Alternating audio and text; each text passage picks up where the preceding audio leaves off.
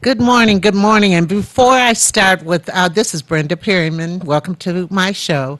Before I begin with my guest and talking about my guest, I'd like to give my deepest sympathies to the family of Mr. Clay McMurray.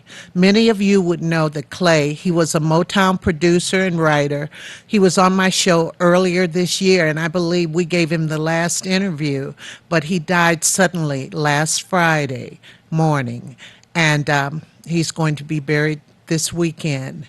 He wrote or co-wrote "If I Were Your Woman and You Were My Man." I know you don't want to hear me sing the whole thing, but he's a very nice, loquacious man, and he will definitely be missed. And um, I've been posting the interview on my Facebook page, and I remember asking him, "Did you want to come back?" And he did say, "I'll be back." In fact, he Facebooked me last Wednesday, and he passed away Friday. And, you know, it's something, it tells you that no day is promised and you have to live your best life as long as you can and as long as God wants you to. So give what you can to the world. We have a great show for you today. My second guest is Veronica from Ronnie's Boutique, and we're going to be talking about Miss Black Fit and Fine. But first and foremost, I have a friend of the show that I just love. I love her, but she lives out of the country, well, you're in a territory. She lives not here anymore. This is Kaylin Risker, the founder of SAFE, Sisters Acquiring Financial Empowerment, and you do something else, programming. I also work for the Virgin Islands Domestic Violence and Sexual Assault Council as the program liaison. Yes, this has been her clear goal for so many years. Yes, It's so many years. And yes, I totally relate to it. You know, we've talked about it before yes, because you were once a victim of domestic violence, right? correct. Why don't you talk about it? Okay, so in 1998, so about 21 years ago, I was in an abusive relationship with my oldest daughter's father. And Labor Day weekend of that year of 1998, he assaulted me to the point to where he shattered my left eye socket. And it was a very tumultuous process, as you can imagine. So I couldn't see. I had to get multiple surgeries.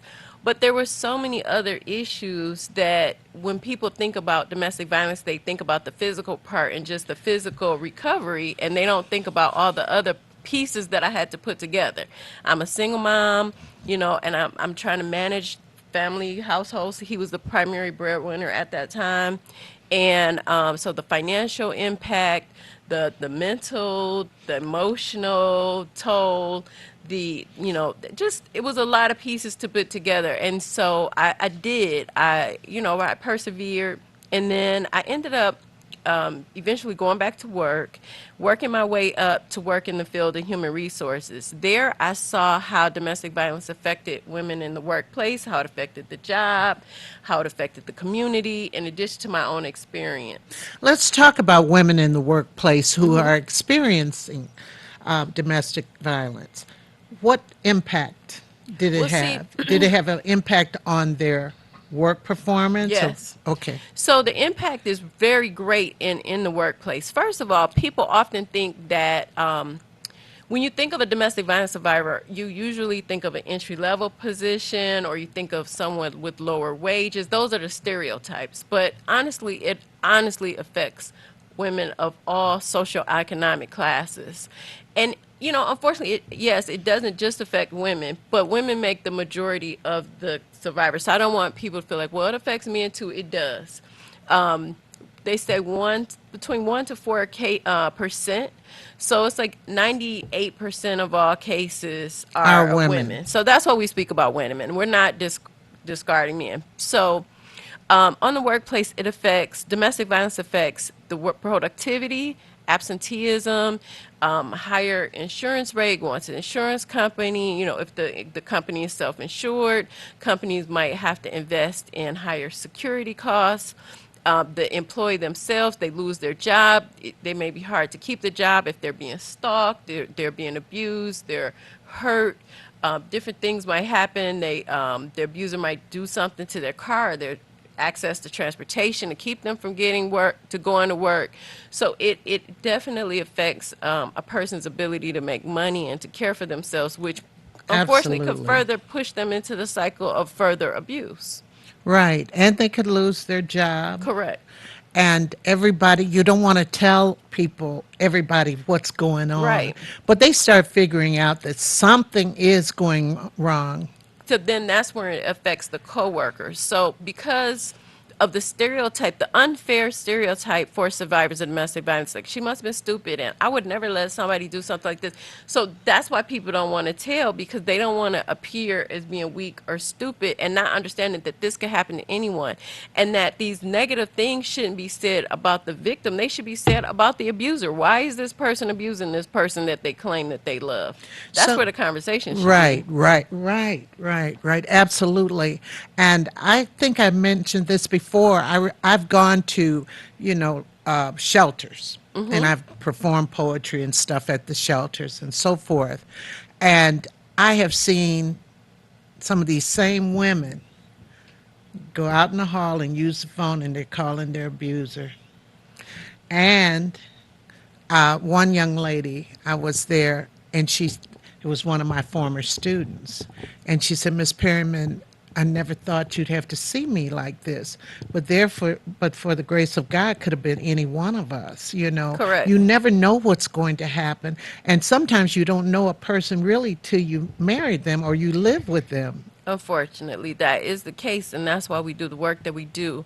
And as of the people, the survivors or the victims who are in the shelter calling the abuser, like, you never know what's going on. Sometimes there's threats like, well, if you don't call me at this time, I'm going to harm our children. Maybe they still, have the children or something of that nature. So there's so many ways that abusers control, and that's their goal. Like, people think that domestic violence is where somebody snapped or they love too hard or something like that, and it's not Not that. Domestic always that. violence purely and simply is power and control.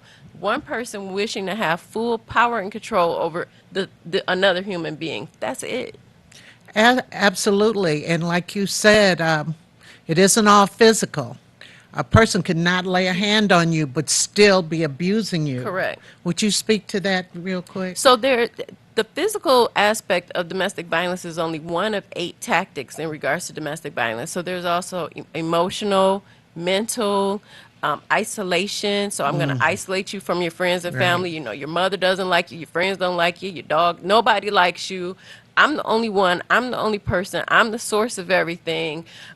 They may use spirituality as, well, God said, I'm the man, so I'm supposed to control you that way, which all major religious faiths denounce domestic violence Right. in their teaching. So that's not correct.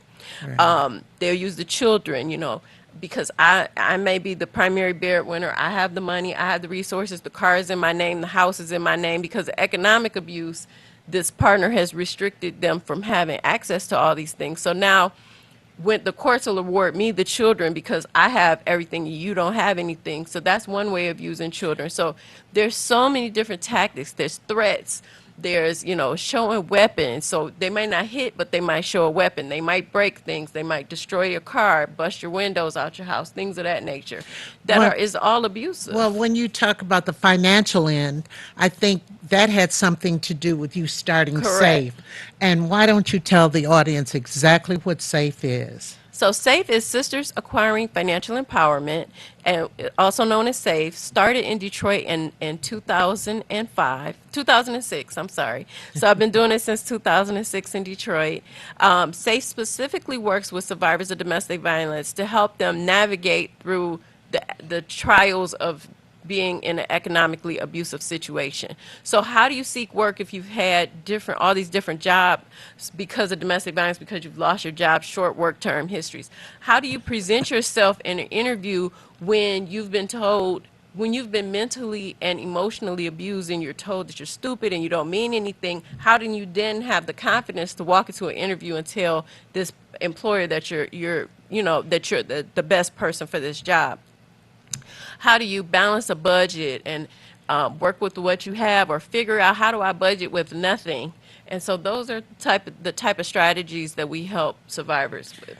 So, how would people gain access to, say, for you or, well, Well, they can call our number. It's 800-757-4919. We're doing a lot of our work virtually now. So people will call yes. us and we'll walk them through on the phone or via the internet, email, things of that nature. We have volunteers in Detroit. They work full time, but they put in effort, and they're awesome long-term volunteers. I mean, my volunteers stick around for like 10 years. Some of them have been around since the beginning. I'm just so happy with the growth of the organization. We've honestly helped over 3,000 survivors of domestic violence since we started in the city of Detroit. Wonderful, wonderful. Because there are a lot of things that happen. Don't you do a purple? Yeah, so we used to do a lot of major events like the Safe Health and Wealth Expo and our Right. annual fundraiser events, but we've lost funding, and it's just an unfortunate thing in the domestic violence sector that in the past, federal administrations, there was a lot more money and resources and attention that was brought towards ending domestic violence and sexual assault.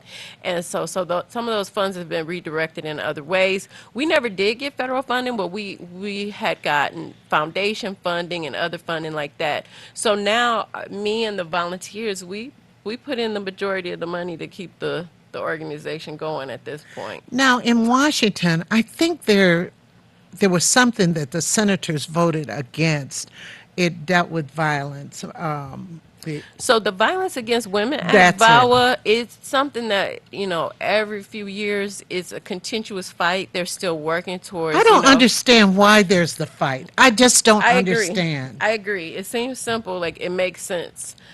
Just as well as any other social issue, hunger, poverty, domestic violence, sexual assault goes right in with that.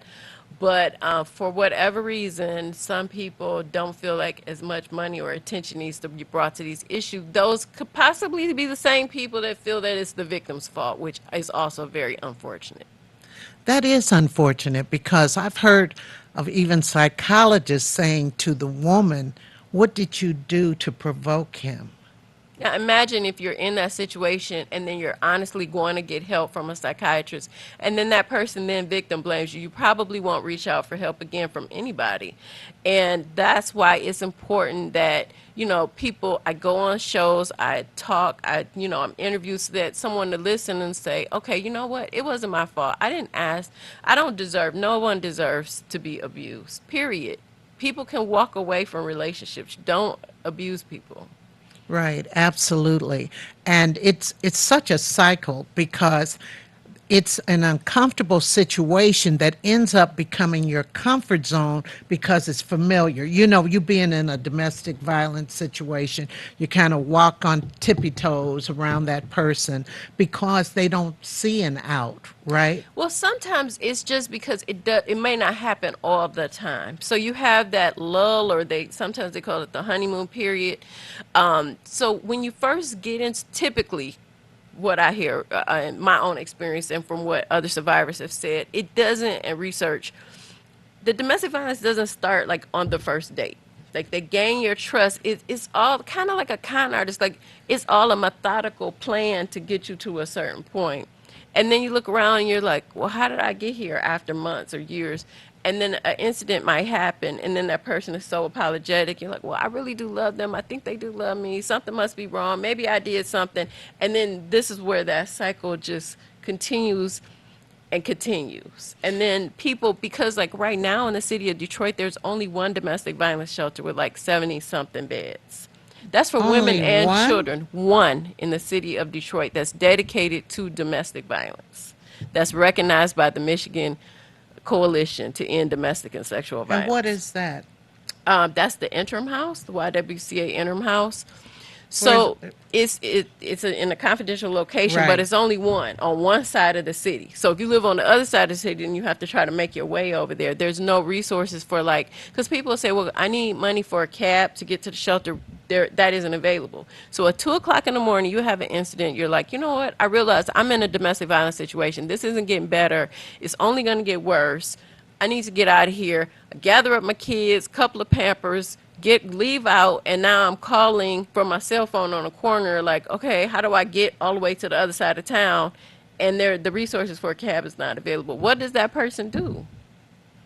Or they call the shelter and it's full, as it is the majority of the time. Now, are there any suburban shelters that they There can are there go are to? suburban shelters. First Step. There's Haven. But those suburban shelters also service their suburban communities as well. So they'll take people if they are not full. Oh, wow, that's terrible. It is. It's really, really bad because, well, and here's the other thing that's very important: the children. How do the children, well, and they grow up seeing this, and this is a pattern that's familiar to them.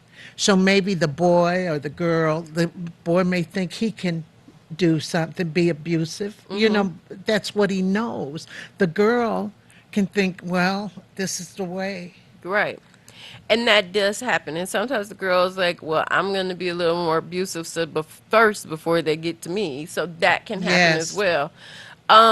And that's why it's important to talk to teenagers and young people about healthy relationships, because we don't know what's being modeled in their home and what's happening. It's important for us to talk to victims and say, here's some support. Here's a plan. You want to create a safety plan before you leave. Everybody needs to create a safety plan. The other thing when you decide to leave is don't tell anybody that you're leaving, especially your partner. Sometimes you could get mad. You're like, I'm out of here. I'm leaving. That's why I'm leaving you. Don't do it, because that person just wishes to control you. At the point that they feel that they're losing the control is where the fatalities happen. So we need for people to leave safely. We need for the young people to know what a healthy relationship looks like. People that have healthy relationships need to be a model, sometimes stand in the gap and be a model for the young people and say, this is what it really looks like. But we need to talk to them earlier, because this cycle of what's happening, when we think of domestic violence, we think of somebody maybe in their 30s or older, but it's actually happening, it's starting in the teens. In my particular absolutely. instance, I started dating him when I was 19. It's happening younger and younger. Absolutely. That's why I have this program that we're trying to launch that I did with my kids called Into the Light, Combating Teen Dating Violence. And it's important to start young with the Very important. education. Now, the reason why Kaylin isn't hands on here as much is because Kaylin now lives in St. Thomas, Virgin Islands, Yes, correct? yes. Tell us how you got there. How did I get there? Well, that's a whole story. But yes, I live in the United States Virgin Islands on the island of St. Thomas. And in the short story, 2013, my mom passed. I was devastated. Her mom was so wonderful. She, She and I had a long conversation. I would never forget. In fact, I was on Woodward in my car. I remember exactly where I was when she and I were talking. she was just a dynamic, powerful, blessed woman. And she passed, and my whole world just shattered. Yes. And that was in November 2013. January 2014, my friend said, we should go on a vacation. I was like, okay. 10 days later, we were in St. Thomas. That night, we were in a restaurant, and I met Paul, who 3 months later ended up sending me an engagement ring via the mail. And we got married in August 2015. I then moved 1 year later in 2016 to St. Thomas with my youngest daughter, Tony. So, how do you like it? How has your life changed? All of that. It's changed a lot. Being married and living in a different culture on an island, it's awesome actually. We did experience both two Category 5 hurricanes there, both Hurricane Irma and Hurricane Maria. That was a long process to overcome, but I still love being there. My daughter, she started high school there. This is her senior year, Tony's senior year. Tony. One of the best parts about living there is the fact that I've been blessed to be able to continue my work there. And so I work for the Virgin Islands Domestic Violence and Sexual Assault Council as their program liaison. And what I do there is I work with legislation, I work with administrators and people and faith-based leaders. I'm doing a lot of training the trainer and training community partners to do this work. So I'm really, really excited about that. Wow. And tell us some of the differences that Some you of the notice differences. that you like. Okay, one difference that I like is everybody's like it's mandatory that you speak to everybody. So you walk into the post office, you say good morning to everyone. You know, good morning, good afternoon. One thing that's different was adjustment to me is saying good night as you enter, not as you leave. So good night is a greeting. So you walk in, you say Oh, good night to everyone. And they was like, "Oh, you want me to leave? Oh, good night, it's ready to go." And they were like, "No, that was hi." wow. And of course, we talked about this earlier. You drive on the other side of the Drive on the road. left. That was an I wouldn't, adjustment. I would say I would try to adjust, but my mind wanders, and You I'm you'll get I'm there. You'll over on get this there. side. This is that lady, there's a wild lady trying to drive on the wrong side of the street. Also, the weather, besides the hurricanes, you don't get winter. No winter. It's like 80 all year round. It's beautiful. It's absolutely beautiful. We love it. Oh, I know. And so do they? So you're program director or liaison. So do they have many instances of So they domestic do violence? have And there is an issue of domestic violence for the small population. It still happens. This is even in paradise, domestic violence and sexual assault still occurs. This is a global epidemic. yes, It is a global epidemic that needs to be really looked at as that way. As this is something, and this isn't like a disease. This is something that can stop. I feel like this is a stoppable problem. Stop abusing people. It can stop immediately. preventable. Yes. Yes, it is. But with that, you got to start young. You have to You start have young. to start It's a young. cultural shift. It's a mind change shift. It shifts from looking at the victim to looking at the abuser to finding solutions to finding support to having conversations young. Do they have shelters there? There is a no. There's a program that supports domestic violence and sexual assault because it's 60,000 people on the island. So if someone needs emergency shelter, they'll put them up like in a hotel or something like that. Wow. Well, I look at it. I'm just looking at this whole culture of domestic violence and this power control. There's so many things: the jealousy, the this, the that. Some real, some imagined. It's just all in the people who are Right. perpetrating this. They always have a reason, and you kind of said this before, but the abuser can blame the victim. There's always victim blaming, not just the abuser, but the community blames the victim, and that's what makes it bad.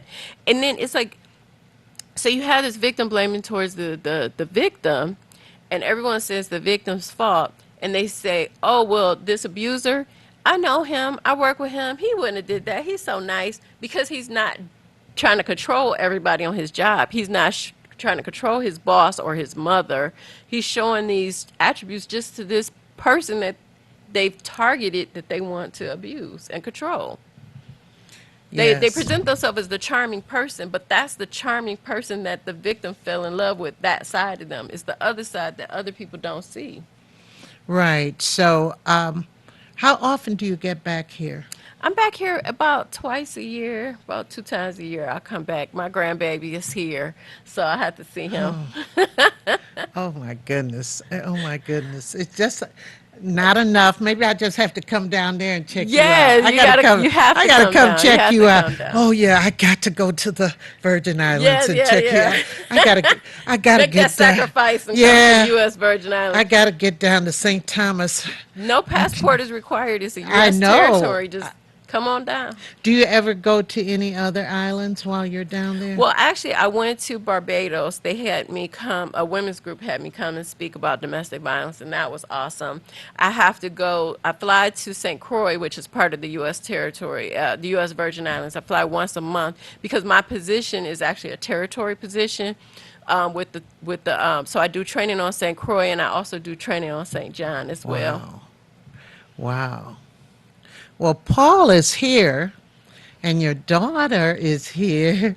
I just kind of wanted them to come up and say hi, because it's been such an adjustment for her going to high school in the Yeah. Virgin Islands. Do they have big schools? They have huge schools. She goes to a smaller private school, the Montessori school on the island, and it was an adjustment for her. But she's doing so well. They said that if she continues at the rate that she's going, this in the senior year they said if she keeps her grade the same, she's on track to be the salutatorian for her class. So I'm pretty happy Do you for her. think well, I'll ask her. Okay, Okay, okay, have them come, call them.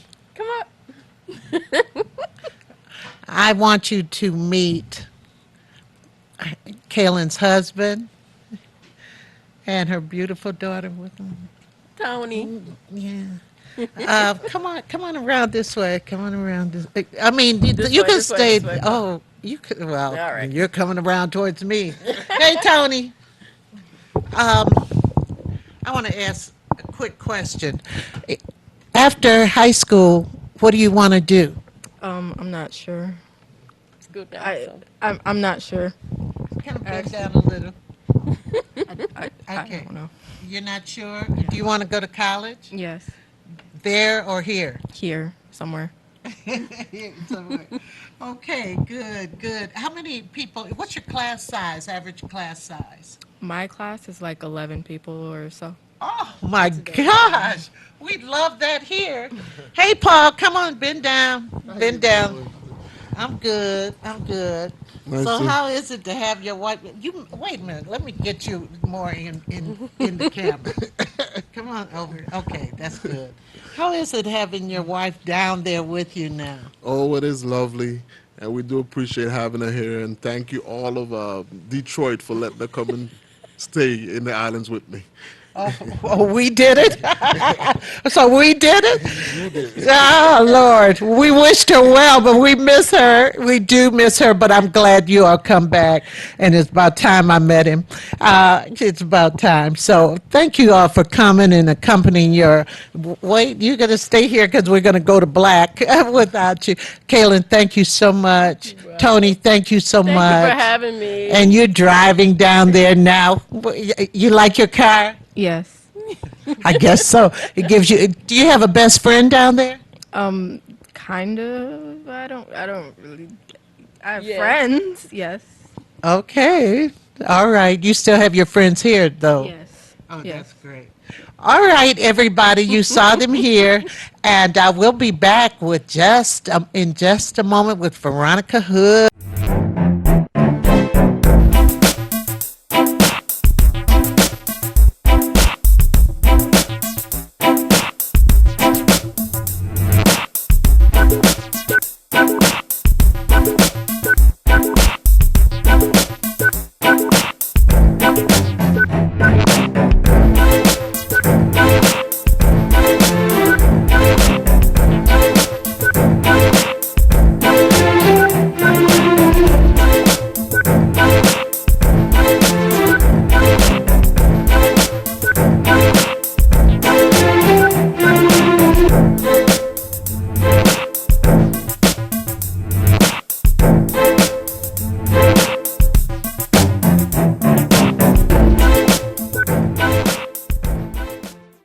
I am live, I am live, I am live. I'm live with my guest, Miss Veronica Hood, or Mrs. Veronica Hood. Good morning. Good morning. Okay, let's speak up. We're cute, but we have to speak up. Good morning. So I met Veronica about 10 years ago when she provided of course, we paid for them, the gowns for Dream Girls, but she was very good to work with. She owns Rolani's Boutique on 10 Mile across from Southfield A&T High School right now. That's on 10 Mile and Lasser. And how many years have you been doing this? No, the Black Fit and Fine. This is the third year for the Miss Black Fit and Fine. Miss Black Fit and Fine. You may say, what is that? I'm black, I'm fit, I'm fine. Yes. I'm black. All right, that's all I say. That's all I say. But how long have you owned the boutique? I've owned the boutique for 23 years. Wow, Yeah, that's a long time. it's a Have you long time. always been there? I've always been there. Wow. I've had boutiques prior to that, but I've been in that location for 23 years. Yeah, yeah, yeah. So Yeah. that was when there used to be a photographer over there too. Yes, There yes, used to be a right next door to photographer. me. Yeah, yeah, yeah. Yeah. Because I started at Southfield in '88, and but I had been teaching already like 17 or 18 years. Okay, Taught 39 years. I Wow. had a great career. Loved it, loved it, loved it. Okay. Now you're doing something that I believe is good because they have Miss America pageants and all these other pageants for the Yes. young women. It's almost like if you get to a certain age, what counts anymore? Exactly. Forget about us. Yeah, so why did you start this? Well, I started it because, as we spoke earlier, I've been in the retail business with my clothing store for a long time. So I've had a lot of my clients who've been with me for 10, 15 years. So I've had the pleasure of watching the aging process in a lot of the women and just been in awe of how beautifully they've aged. And some of them look like they hadn't aged at all. And I just thought, you know what? And I'm really an advocate of health and wellness. I wanted to create a platform where I could combine beauty and health and wellness to send out a message about taking care of yourself so that you can look good and feel good beyond the age of 50.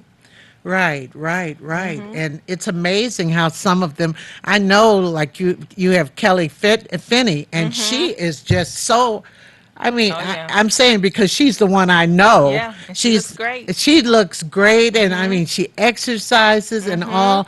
And it's with Kelly, it's the older she got, the better that Yeah. she is. You great. know, you got to give her my congratulations for being will. in this because Absolutely. I have been just keeping up with her on Facebook, and I've known her since she was a younger teacher, and Okay. just always a smart woman, Yeah, and she's a yeah. principal Yeah, she's now. a dynamic woman. She does a lot of things. She has her own business. Kelly's doing it. Yes, yes. Oh, I mean, and not to take anything from the others, but this is just somebody I happen to know Right. and was excited Yeah. that she got in it. And someone else I've happened to know who's been on the show just a couple of months ago, that is the current Miss Black Fit and Fine, Geneva Williams. Yes. Oh, yes. So, what is the criteria? Well, basically, the criteria is that they have to be, of course, African American. They have to be at least 50 years old, and they have to have a real desire to promote health and wellness. They have to have a passion for taking care of themselves, and that's basically it. Right, right. So, what's the process? So it's a two-step process. Initially, we do our contestant search, and we do that for several months. When you do the search, I mean, you find them or they find you? What Well, we happens? advertise for them to come and apply. And if they want to be in the pageant, the process is that they have to fill out an application. They have to submit a 2-paragraph bio and 2 photographs of themselves, a headshot and a body shot. And then once we get all of that, we have them to schedule an interview with our selection board because we have a committee that goes through all of the entries and selects the finalists who are going to actually compete. So once they've done that process, they come in, they sit down for about a 10-minute interview with our selection panel. We then decide, yes, we feel this is a good candidate, or no, we don't.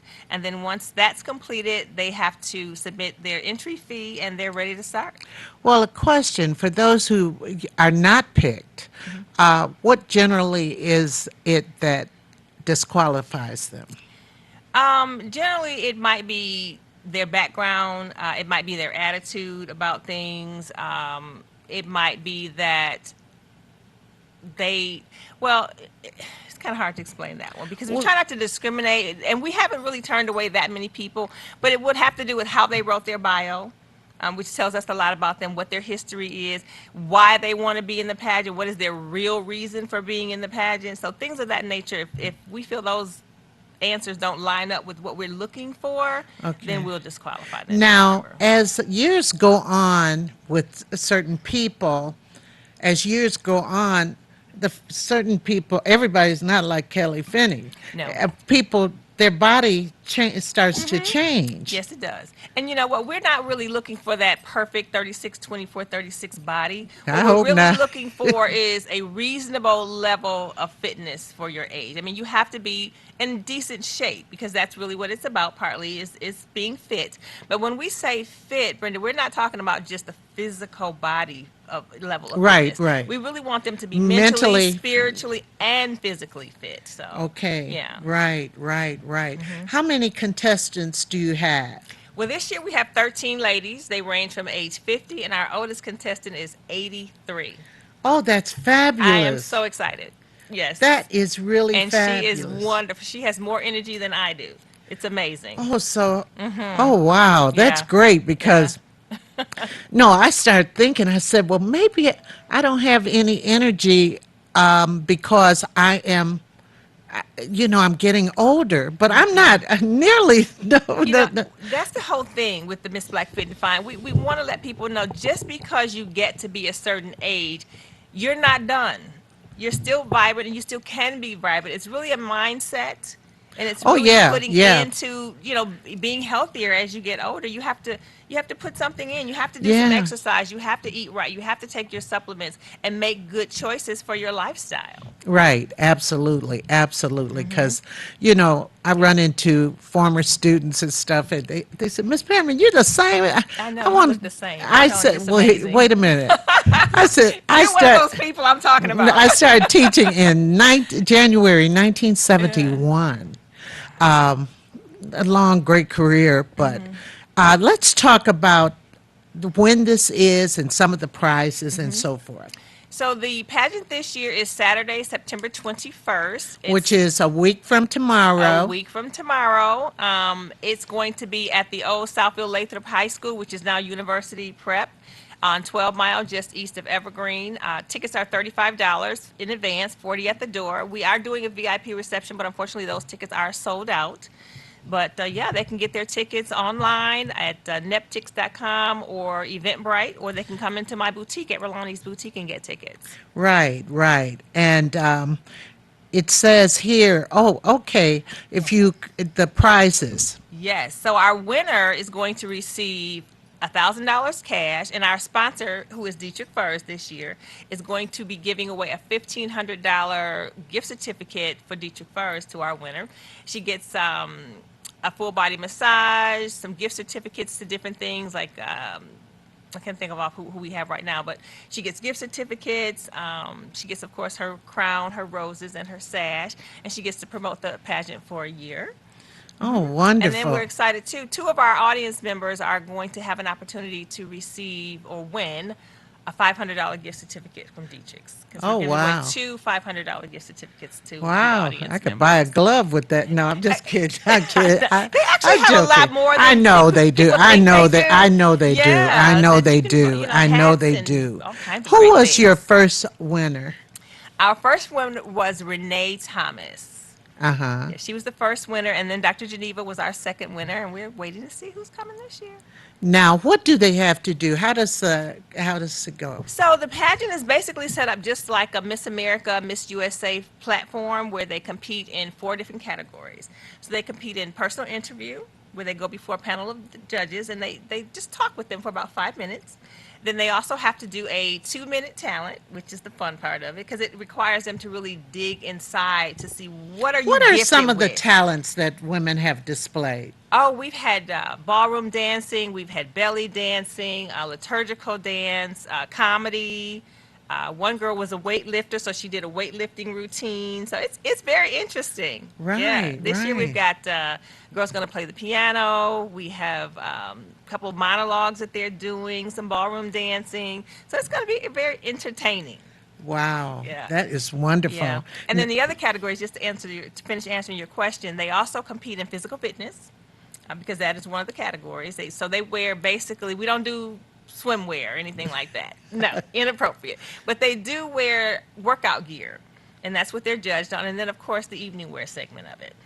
Oh, okay. So they wear 3 different outfits during this? Well, actually, it's 4 because 4. they have their personal interview outfit.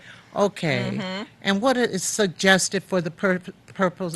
Personal that interview. personal. Basically, Yes. what you would wear to an job interview, or maybe to church. Because the idea is to let the judges see what your style is. Right. Yeah. Right. So they're free to wear whatever they choose. Oh, okay. And it's on Facebook. People can look it up on Facebook Yes. and Instagram. And there's a phone number, 248-827-4442. Yes. Yes. And it seems like something like this would draw a lot of people to your boutique also. Yeah, yeah, it does because we cross advertise. And then something new that we did this year, Brenda, we created what we call the Community Choice Award. And so on a website called pageantplanet.com, you can go and vote for your favorite contestant. It's $1 a vote. And a portion of those proceeds are going to our charity, which is the Caring Hands Sarcoidosis Foundation. Oh, that's good. That's G's. Yeah, Yeah. G. Yeah, she and I both have suffered with that. So. Oh, okay. So yeah, we know exactly how debilitating that disease I can be. So we're know, making I a know. donation I've to had that organization. other friends who've had it, and Oh yeah, it's on the rise. and I'm And we wondering don't know where it comes why. from. Why? I don't know. What are some? Do you know some of the initial signs? Yeah, there's initial signs depending on where your body is affected by it, because it can migrate within your body into different organs. So you can have nodules on your body. You can have shortness of breath, skin rashes. Yeah. Right, right, Yeah. right. Yeah. And wow, that is something that Yeah. because I've had people on to talk about it, Oh, yeah, it's and I serious. lost a good friend to it. Oh yeah, Bernie Mac died from it, and I actually almost died from it myself. I had very serious complications with sarcoidosis about 25 years ago, and almost bled to death because it affected my spleen. And so, Really? yeah, it was bad. I had a very, very tough time. For about 3 years, I was very, very sick with sarcoidosis. Now, do you have to take medication? I did at the time, but Uh-huh. I've received my healing, praise God, and I have not had any complications in over 10 years. Wow. But I changed my lifestyle, and that's why I'm very, How very did much an you change advocate. it? I stopped using certain cleansing products, bleach, things of that nature that were harmful chemicals that were known to cause cancer. I changed how I eat. I started exercising, made sure I got my rest, and just changed how I was living my life. You know, the older you get, sometimes it's your sleep pattern is off. Oh yeah, sleep is everything. I mean, it is off. It has mine has changed Yeah. so much. But it's so important to your health because your body Yes. heals itself while you're sleeping. Yeah, that I know. And then sometimes, and I have this in a couple of friends, they suffer from insomnia. Yeah, some Yeah. nights it's just, you know, and Yeah. my mother always says, if I tell my mom, who is 99, almost 100, Wow. when I tell her that, I said I had a hard time sleeping, she said, you have too much on your mind. And see, we start thinking so much. So much because our lives are so busy and so congested nowadays, but you have to seek some natural things to help you calm down and come up with solutions. Maybe it's music or a certain type of music, or maybe there's too much light in your room, but you kind of have to look at what is helping me to stay awake at night and not allowing me to Oh, rest and go to sleep. absolutely, because rest is very, very important. Extremely. Because you could tell when you've had enough rest, it's all of a sudden I could do a cartwheel. Well, I would like to. You feel like you're doing one yeah, of these. yeah, I would like to. Yeah. Well, I'm so happy that this competition is around, and the ages range from what this year? This year, they range from age 50 is our youngest contestant, and my oldest contestant is 83 years old. Jeez. 83 years. And it's funny because people say, well, is that really a fair competition? And my answer to that is this: it absolutely is. Because there's something about those years behind you that help you to be a little bit more polished and a little more confident. So yeah, it's a fair competition. Oh, I think it is. I think it is Absolutely. because maybe I'm not as fast as I used to be, but I know more. You know more, and you're more confident, more Yeah. polished. Yes. And then after a certain age, the filters start dropping. You have, I know people, they have no filter left. They Yeah, just yeah. say what they want to say, Yeah. And where do you see this competition going? I mean, it's 5 years from now. I'm sure you'd be doing the 8th annual. Oh, absolutely. We plan to continue to do it, and ultimately, my goal is to franchise it so that we can do it all over. I've actually had someone from the Virgin Islands contact me about a franchise there, so that's the goal ultimately. Once we've perfected it, which my goal was to have it done in 5 years, Right. and then we are ready to go on the road.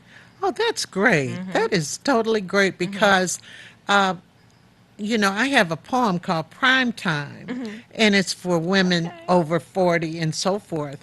I'll just show you how it goes. Okay. It should bother them that I have the benefit of these over 40 years. I've learned to overcome a lot and have tackled her unseen fears.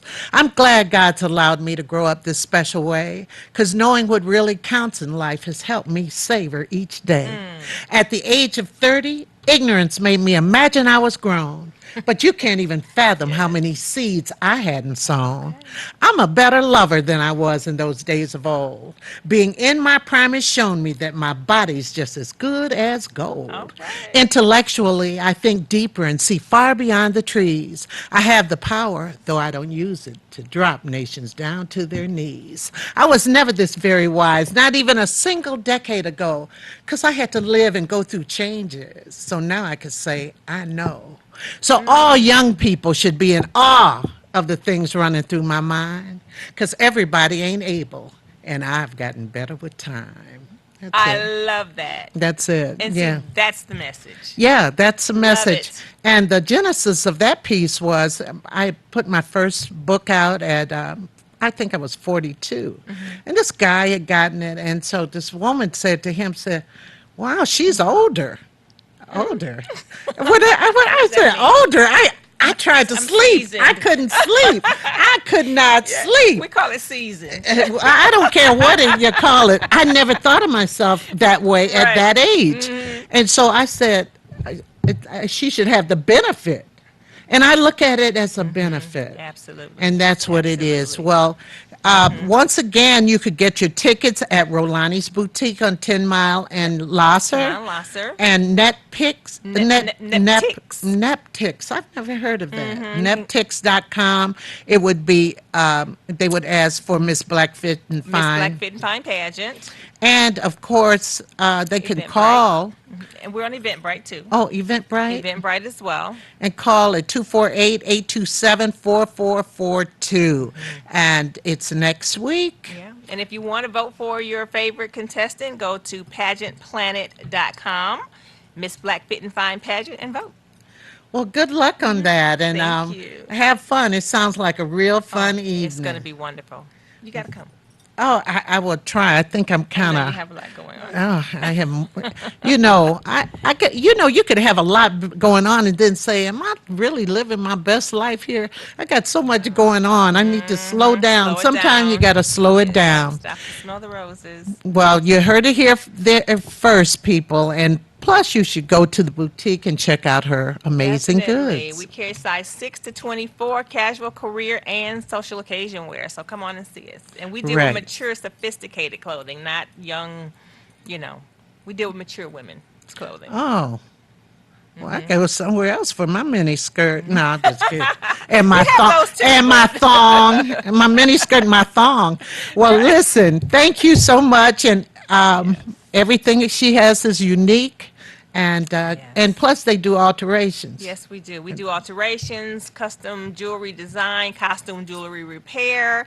So we kind of are your one-stop shop. We really work to assist our customers with looking their best and making sure it's right for them. Right, I like that. Just don't let them wear anything. No, I don't believe in that. Well, I'll be back in just a minute with Carla Gordy Bristol. She's in town. And there's going to be a big event starting next Friday, but we'll talk to you about that in a few. So thank you, Veronica. Thank you so much.